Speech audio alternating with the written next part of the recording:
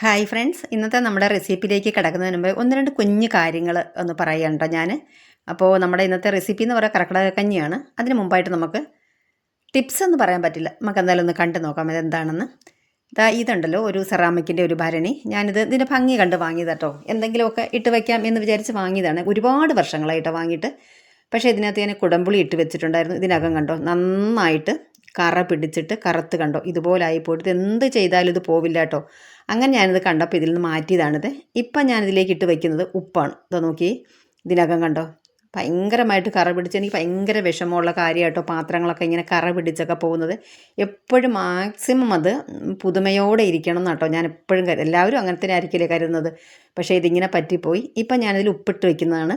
എന്നിട്ട് ഞാനിത് കഴുകി വെച്ച് ഉപ്പ് തീർന്നപ്പോൾ കഴുകി വെച്ചിട്ടുണ്ടായിരുന്നു കേട്ടോ. അപ്പം ഞാൻ വിചാരിച്ച് നിങ്ങൾക്കൊന്ന് കാണിച്ചു തരാം. നമ്മൾ ചിലപ്പോൾ പുളിയൊക്കെ ഇട്ട് വെക്കാമെന്നും പറഞ്ഞ് ഇങ്ങനെ വാങ്ങിക്കഴിഞ്ഞാൽ ഇങ്ങനൊരു പ്രശ്നമുണ്ട്. അതുകൊണ്ട് ഞാനൊന്ന് പറഞ്ഞു എന്നുള്ളൂ കേട്ടോ. എനിക്ക് ഇങ്ങനെയുള്ള കാര്യങ്ങളൊക്കെ കാണുന്നതും പറയുന്നതും ഭയങ്കര ഇഷ്ടമാണ് കേട്ടോ.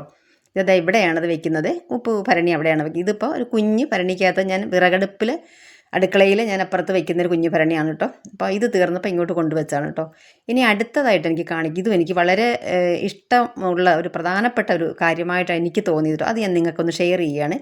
ഇതിപ്പോൾ അതേ മല്ലിയില ഞാൻ ഇങ്ങനെയാണ് സൂക്ഷിച്ച് വെക്കുന്നത് കേട്ടോ.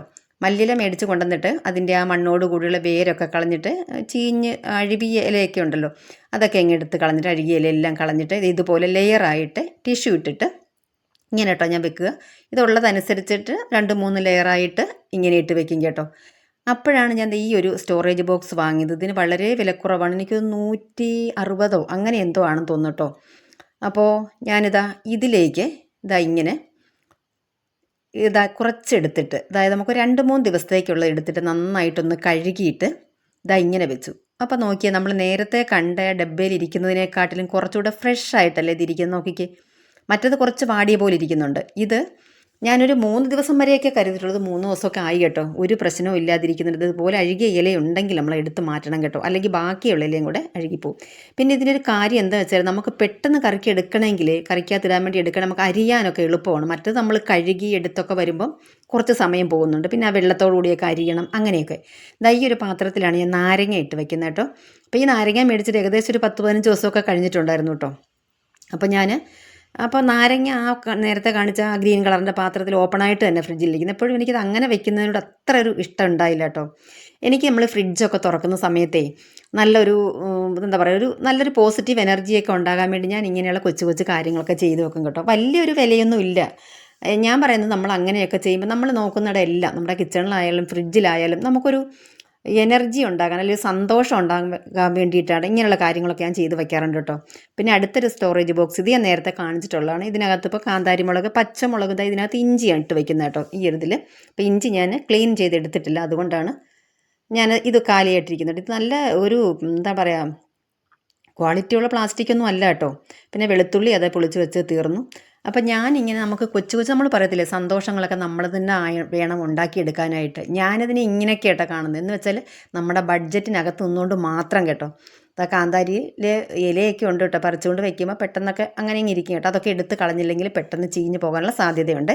ഞാൻ കുറച്ച് കാന്താരിമുളക് എടുത്തിട്ട് ഇങ്ങനെ ഇതുപോലെ ഈ ഡബ്ബകളിലൊക്കെ ഇട്ട് വയ്ക്കും കേട്ടോ. ഈ സ്റ്റോറേജ് ബോക്സുകളിലൊക്കെ ഇട്ട് വയ്ക്കുകയാണ് ചെയ്യുന്നത്. അപ്പോൾ എനിക്കിത് ഇഷ്ടപ്പെട്ടൊരു സംഭവം ആയതുകൊണ്ട് ഞാൻ നിങ്ങളോടൊന്ന് ഷെയർ ചെയ്തു എന്ന് മാത്രമേ ഉള്ളൂ കേട്ടോ. പിന്നെ നമ്മുടെ ഇന്നത്തെ റെസിപ്പി എന്ന് പറയുന്നത് എന്താണ്, കർക്കിടക കഞ്ഞിയാണല്ലോ. ഞാൻ ഇങ്ങനൊരു കിറ്റ് വാങ്ങിയിട്ടുണ്ടായിരുന്നു. കർക്കിടക കഞ്ഞിയുടെ ഒരു കിറ്റായിരുന്നു അത്. അതിനകത്ത് ഇത്ര സാധനങ്ങളുള്ളത്: ഞവര അരിയുണ്ട്, ഉലുവ, ചെറുപയർ, പിന്നെ നുറുക്ക് ഗോതമ്പ്, ഇത്രയൊക്കെയാണ് കേട്ടോ ഇതിലുള്ളത്. അപ്പം ഞാൻ ഇത് മരുന്ന് പൊടി ഉണ്ടല്ലോ, മരുന്ന് കഞ്ഞി എന്നാണല്ലോ പറയുക ഈ പൊടി, ഞാനിത് വളരെ കുറച്ച് മാത്രമേ ചേർക്കുന്നുള്ളൂ കേട്ടോ.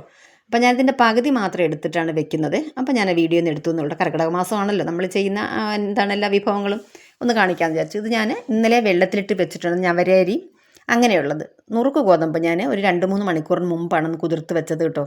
കുക്കറിലാണ് വയ്ക്കുന്നത്, അറിയാലോ. അപ്പോൾ ഗ്യാസിൻ്റെ ചിലവുകളൊക്കെ അല്ലെങ്കിൽ കിട്ടാനുള്ള ബുദ്ധിമുട്ട്, അതുകൊണ്ട് ഞാൻ കുക്കറിൽ വെക്കാൻ കേട്ടോ. അപ്പോൾ വെള്ളത്തിലിട്ട് വെച്ച് ആ വെള്ളത്തോടു കൂടി തന്നെ ഞാൻ കുക്കറിലേക്ക് 2 കൂടി ചേർത്ത് കൊടുക്കുകയാണ്.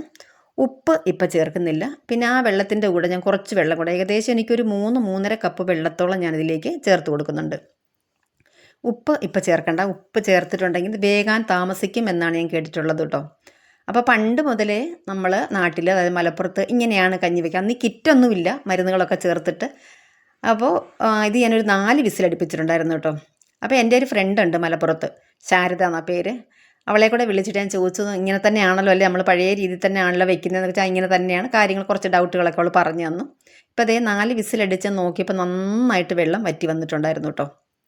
എന്നിട്ട് ഞാൻ ഇളക്കി നോക്കുമ്പോൾ അത് കരിഞ്ഞിട്ടില്ല ഒട്ടും, നല്ലതുപോലെ വെള്ളം വറ്റി വന്നിട്ടുണ്ട്. നല്ലതുപോലെ നമ്മുടെ ഈ കഞ്ഞി വെന്തിട്ടുമുണ്ട് കേട്ടോ. പയറും ഈ നുറുക്ക് ഗോതമ്പും ഞാൻ വരേരിയൊക്കെ വെന്ത് വന്നിട്ടുണ്ട്. ഇനി നമുക്കിതിലേക്ക് വെള്ളത്തിന് നമ്മൾ തേങ്ങയുടെ 2ാം പാൽ ഞാൻ എടുത്തു വെച്ചിട്ടുണ്ട്. 2ാം പാലെന്ന് പറയാനില്ല, നല്ലതുപോലെ തന്നെ 1ാം പാൽ എടുത്തായിരുന്നതാ ഇത്. കണ്ടോ, ഇത് തീരെ കൊഴുപ്പില്ല. അതായത് 2ാം പാൽ എന്ന് പറഞ്ഞാൽ കുറച്ചുകൂടി ഒരു കൊഴുപ്പ് കാണും. ഇതിപ്പോൾ തീരെ കൊഴുപ്പില്ല, അത് ഞാൻ എടുത്ത് വെച്ചതാണ്, വേണമെങ്കിൽ ചേർക്കാമെന്ന് വിചാരിച്ചിട്ട് കേട്ടോ, കളയാതെ വെച്ചതാണ്. ഒന്നുകൂടി ഒന്ന് പിഴിഞ്ഞെടുത്തിട്ട് അത് നമുക്ക് പോരാതെ വന്നു. ഇപ്പം ഞാൻ ഒഴിച്ചത് കുറച്ച് ചൂടുവെള്ളമാണ് കേട്ടോ. ചൂടുവെള്ളം എന്ന് പറഞ്ഞാൽ തിളച്ച വെള്ളമല്ല, ഞാൻ കുടിക്കാൻ വേണ്ടി ചൂടാക്കി വെച്ച വെള്ളം കുറച്ചൊന്നും തണുത്തിട്ടുണ്ട്. എന്തെങ്കിലും ചൂടുണ്ടായിരുന്നു, വലിയ തിളച്ചിരിക്കുന്ന വെള്ളമല്ല. എൻ്റെ കെറ്റിൽ കംപ്ലൈൻ്റ് ആയതുകൊണ്ട് ഞാനിപ്പോൾ ഇങ്ങനെയാണ്, വെള്ളം തിളച്ച വെള്ളം ചൂടാക്കി വെച്ചിട്ടുണ്ടാവും, അതാണ് എടുക്കുക. അപ്പോൾ അത് ഞാൻ കുറച്ച് ഒഴിച്ചു കൊടുത്തു. അത് ഏകദേശം ഒരു 1.5 കപ്പോളം ഒഴിച്ചു കൊടുത്തിട്ടുണ്ടായിരുന്നു. അപ്പോൾ അതേ നമ്മുടെ കഞ്ഞി ഇതാ ഇവിടെ നല്ലതുപോലെ പയറും ഞവരരിയൊക്കെ വെന്തിട്ടുണ്ട്. ഇത്രയും വെള്ളം മതിയാവും. നമുക്കിനി തേങ്ങാപ്പാൽ ഒഴിക്കുന്നതാണ് നമ്മൾ. ഇനി ഉപ്പ് ചേർത്ത് കൊടുക്കാം. ഉപ്പ് ചേർക്കുമ്പോൾ കുറച്ച് ചേർത്ത് കൊടുക്കുക, കാരണം കഞ്ഞിയല്ലേ, നമുക്കൊന്നും ചെയ്യാൻ വയ്യാതായി പോകുമല്ലോ. അപ്പോൾ ഞാൻ ആദ്യം കുറച്ച് ഉപ്പ് ചേർത്ത്, ഉപ്പ് നോക്കിയിട്ടുണ്ടായിരുന്നു, ഇപ്പോൾ ഒരല്പം കൂടെ പോരാത്തത് ചേർത്ത് കൊടുത്തു.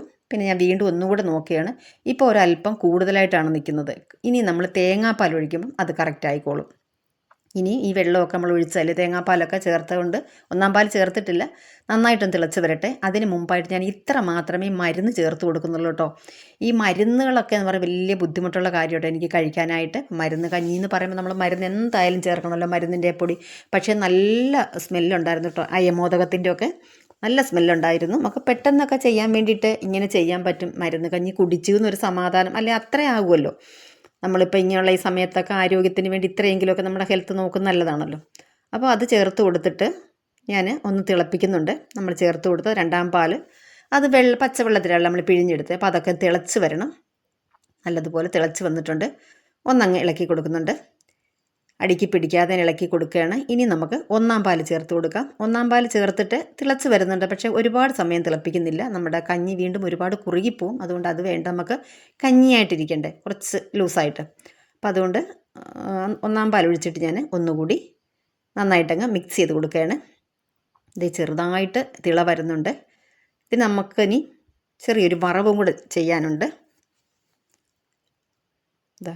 തിള വന്ന് നമ്മൾ ഇറക്കി വെച്ചിട്ടുണ്ട്. ഇനി നമുക്ക് കുറച്ച് നെയ്യ് എടുത്തിട്ടുണ്ട്. നെയ്യിലേക്ക്, വീട്ടിലുണ്ടാക്കിയ നെയ്യാണ് കേട്ടോ, അതിലേക്ക് കുറച്ച് അധികം ചെറിയ ഉള്ളി, ഇത്ര ചെറിയ ഉള്ളി ഞാൻ കനം കുറച്ച് അരിഞ്ഞ് ചേർക്കുന്നുണ്ട്. നെയ്യ് ഞാൻ വളരെ കുറച്ചെടുത്താണ് കേട്ടോ, കാരണം കൊളസ്ട്രോളിൻ്റെയൊക്കെ ചെറിയ പ്രശ്നം ഉണ്ടായിരുന്നു. ഇപ്പോൾ നോർമലായി നിൽക്കുകയാണ്. അപ്പോൾ അത് ഒരുപാട് വേണ്ടാന്ന് വിചാരിച്ചിട്ട് കുറച്ച് മാത്രം, അല്ലെങ്കിൽ കുറച്ചുകൂടി നെയ്യ് ചേർക്കുന്നത് നല്ലതാണ് കേട്ടോ. അപ്പോൾ ഞാൻ ഇത്രേ ചേർക്കുന്നുള്ളൂ. ഇതിവിടെ ഒരുപാട് കരിഞ്ഞു പോകാൻ പാടില്ല, ഇത്രയാണ് ഞാൻ ചെയ്യുന്നത്. നമ്മളിതിലേക്ക് ചേർത്ത് കൊടുത്തു. അപ്പം നമ്മൾ അടിപൊളി കർക്കിടക കഞ്ഞി റെഡി ആയിട്ടുണ്ട്. ഞാനത് ഒരു മൺ ബൗളിലേക്ക് മാറ്റുകയാണ് കേട്ടോ. ഇതൊരു കാണാനൊക്കെ ഒരു സുഖമായിട്ട് തോന്നിയതുകൊണ്ട് അതിലേക്ക് എടുത്തിട്ട് ഞാനിതിൽ നിന്ന് തന്നെ കേട്ടോ കുടിച്ച്. ഇത്രയും ഞാൻ കുടിച്ചിട്ടില്ല, കുറച്ച് മാറ്റിയിട്ട് അതിലാണ് കേട്ടോ കുടിച്ചത്. അതൊരു സന്തോഷം തോന്നി ഇങ്ങനെ കഴിച്ചപ്പോൾ. പിന്നെ നമുക്കിതിൽ ഒരു മേമ്പടി പോലെ, മേമ്പടി എന്ന് പറയും അല്ലേ, നമ്മൾ നേരത്തെ ചെയ്ത ഒരു കറിവേപ്പില ചമ്മന്തി ഉണ്ടല്ലോ, അതായിരുന്നു കേട്ടോ. സൂപ്പറായിരുന്നു. Thank you.